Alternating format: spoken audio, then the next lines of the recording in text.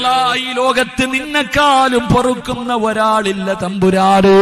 നിന്നെക്കാളും പൊറുക്കുന്ന ഒരാൾ ഈ പ്രപഞ്ചത്തിലില്ല. നീയല്ലാതെ എനിക്കാരുമില്ല.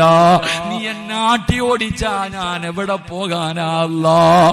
പടച്ചവനെ, ഈ ദുനിയാവെന്നെ ചതിച്ചതാണ്, ശൈത്താൻ എന്നെ പിഴപ്പിച്ചതാ തമ്പുരാന്.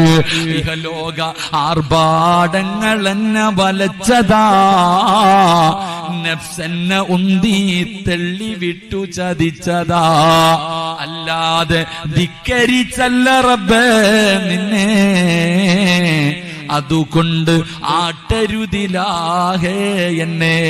എന്ത് ചെയ്താലും നീ കാണുമെന്ന് എനിക്കറിയാം.